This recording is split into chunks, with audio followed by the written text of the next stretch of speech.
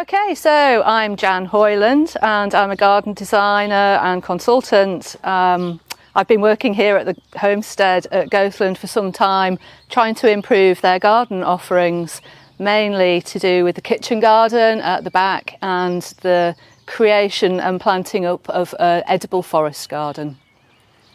So we're in the middle of what is going to be our edible forest garden. The garden obviously is very much in its infancy at the moment.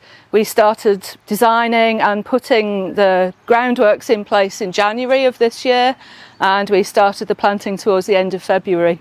Those of you who live in North Yorkshire will know that we've had the wettest of winters and perhaps one of the coldest springs I've known for a long time.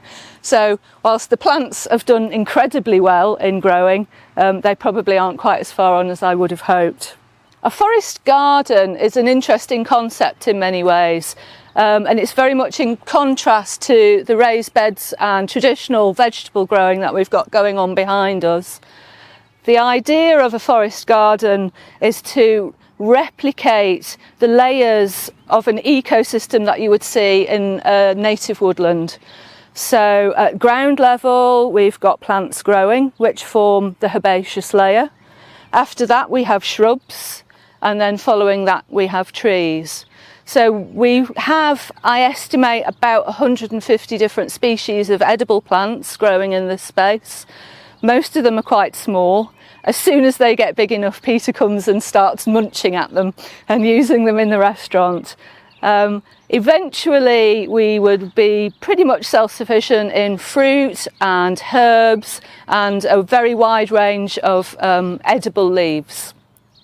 The key to creating a really successful forest garden is all about choosing the right plants for the different conditions that you find.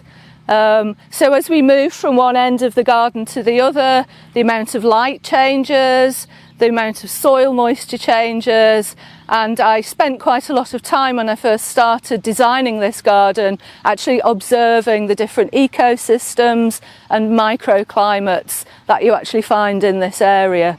Our soils are quite acidic. At the bottom end there, it's incredibly wet. There used to be a pond here, which has since been filled in. So we've had to choose plants that will thrive and grow in those sorts of conditions.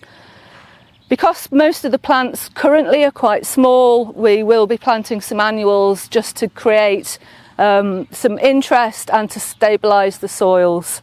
You can see that we've used quite a lot of wood chip here. This enables the soil to fast track into what would be a woodland situation.